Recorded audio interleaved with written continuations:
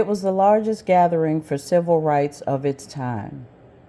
An estimated 250,000 people attended the March on Washington for Jobs and Freedom on August 28, 1963, arriving in Washington, D.C. by planes, trains, cars, buses from all over the country.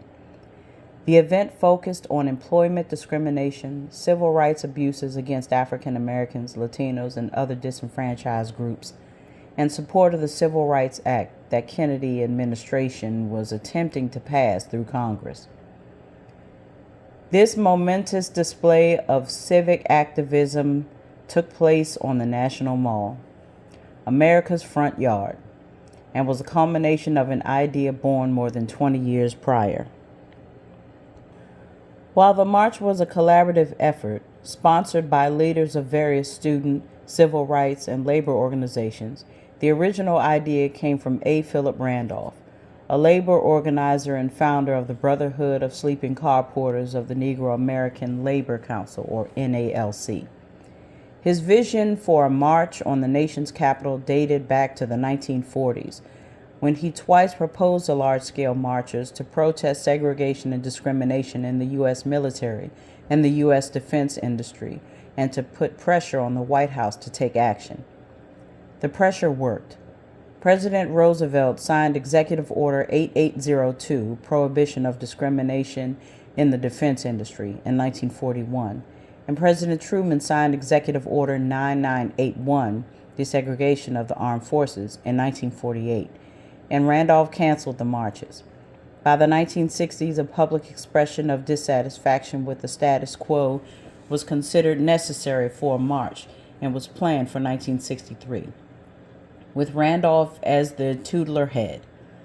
Joining Randolph in sponsoring the march were the leaders of the 5 major civil rights groups: Roy Wilkins of the National Association for the Advancement of Colored People, or NAACP, Whitney Young of the National Urban League, or NUL, Martin Luther King Jr. of the Southern Christian Leadership Conference, or SCLC, James Farmer of Congress on Racial Equality, and John Lewis of the Student Nonviolent Coordinating Committee, or SNCC. These Big Six, as they were called, expanded to include Walter Reuther of the United Auto Workers, Joachim Prince of the American Jewish Congress, Jean Carson Blake of the Commission of Religion and Race and the National Council of Churches, and Matthew Amon of the National Catholic Conference for Interracial Justice. In addition, Dorothy Height of the National Council of Negro Women participated in the planning, but she operated in the background as this male-dominated leadership group. The march was organized in less than 3 months. Randolph handed the day-to-day planning to his partner in the March on Washington movement, Bayard Rustin, a pioneer of the 1947 Journey of Reconciliation and a brilliant strategist. Rustin planned everything from training marshals for crowd control using nonviolent techniques to the sound system and setup of porta potties. There was also an organizing manual that laid out a statement of purpose, specific talking points, and logistics. Rustin saw that no person was able to do this without reading these manuals. He also saw to it that he maintained order over this large crowd, and there needed to be a highly organized routine structure. Rustin coordinated a staff of over 200 civil rights activists and organizers to assist in publicizing the march and recruiting marchers, organizing churches to raise money, coordinating buses and trains, and administering all of other logistical details. In many ways, the march defied expectations. The number of people that attended exceeded the initial estimates. Rustin had indicated that they expected over 100,000 people to attend. The final estimate was 250,000, 190,000 black people, and 60,000 white people. With this, many people conveying onto the city, there were concerns about violence. The Washington, D.C. police force mobilized 5,900 officers for the march, and the government mustered 6,000 soldiers of the National Guardsmen as additional protection. President Kennedy thought that if there were any problems, the negative perceptions would undo the Civil Rights Bill making its way through Congress. In the end, the crowds were calm and there were no incidents reported by police. While the march was peaceful, the words spoken that day at the Lincoln Memorial were not just uplifting and inspirational, such as Martin Luther King Jr.'s I Have a Dream speech. They were also penetrating and pointed. There was a list of 10 commandments from the sponsors, insisting on fair living wages, fair employment policies, and desegregation of school districts. John Lewis, in his speech, said that we do not want our freedom gradually, but we want it to be free now, and that Congress needs to pass meaningful legislation, or people would march through the South. Although the SNCC chairman had toned down his remarks at the request of white liberals and moderate black allies, he still managed to criticize both political parties for moving too slowly on civil rights. Others, such as Whitney Young and Joaquin Prince, spoke to the need for justice, for equal opportunity, and for full access of the American dream promised with the Declaration of Independence, and reaffirmed that the passage of the 13th, 14th, and 15th Amendments. They spoke of jobs and of a life free from the indifference of lawmakers to people's plights. In the end, after all of the musical performances, speeches, and politics, it was the people that truly made the March on Washington a success. They brought boxed lunches, having spent all that they could spare to get to Washington. Some dressed as if they were attending church service, while others wore overalls and boots. Veterans of the civil rights movement and individuals new to the issues locked arms, clapped, sang, and walked. Many began without their leaders, who were making their way to them from meetings on Capitol Hill. They could no longer be patient, and they could no longer be held back. And so they started to march, black, white, Latino, American, Indian, Jewish, Christian, men, women, famous, anonymous, but ultimately all Americans, all marching for their civil rights. On October 16, 1995, an estimated 850,000 African American men across the United States gathered together at the National Mall here in Washington, D.C., to rally in one of the largest demonstrations in Washington, D.C.'s history. This march surpassed the 250,000 people who gathered in 1963 for the March on Washington, where Dr. Martin Luther King Jr. gave his historic I Have a Dream speech.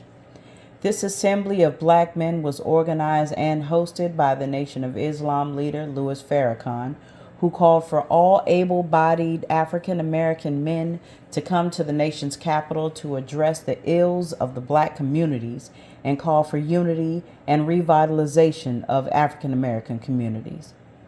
Although the Million Man March was supposed and organized primarily by the leader of Islam, many religious institutions and community organizations across the spectrum of African America joined together, not only for a rally of black men, but also to build what they saw as a movement directed toward the future renaissance of the black race.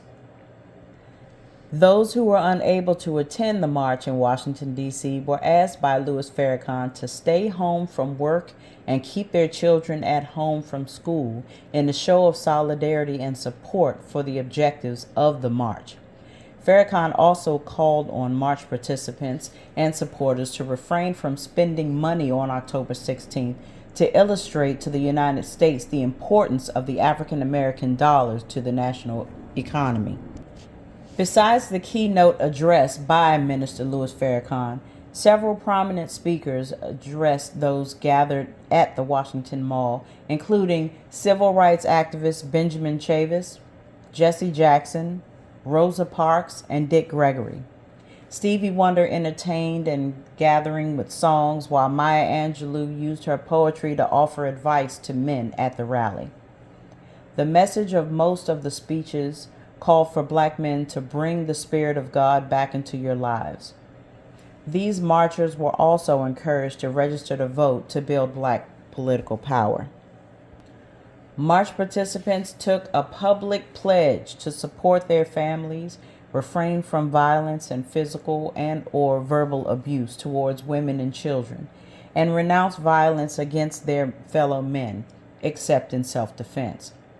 They also pledged abstinence from drugs and or alcohol and to concentrate their efforts on building black businesses and social and cultural institutions in the communities where they lived. The march participants were then asked to go back home to implement the changes that they had pledged. Although many of the changes pledged in Washington on October 16th to revitalize African American communities were not prominent in evidence in the years that followed the march, organizers claimed two notable successes.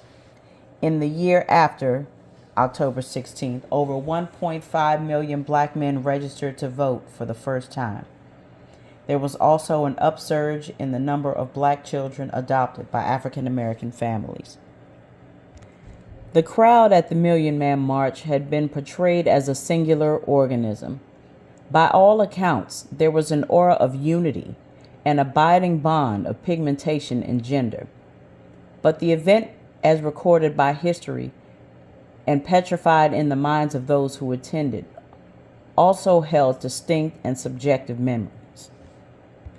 Some did not want to be affiliated with the Nation of Islam or its leader, Louis Farrakhan, whose preaching includes black nationalism and anti-Semitism. Some saw the stated purpose, a day of atonement, as an acceptance of guilt by black men for conditions that the legacy of slavery, discrimination, and white supremacy placed them in. Some believed that it was an affront or politically short-sighted not to invite women and non-black sympathizers. And yet the idea of uniting in a declaration of African American pain, power, and humanity caught fire, spreading from churches to black businesses to union halls.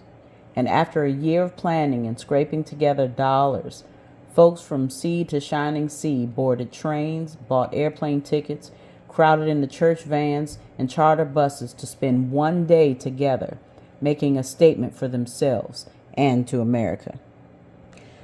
The spirit, energy, and ideas that were articulated on that day still resonate among the activists, organizers, and thinkers and the masses of black men who participated in that march in 1995. Although it may not appear that the energy and spirit and impact of that day are still with us right now, it has manifested itself with us today as black men are engaged in numerous projects inspired by the Million Man March that can be documented.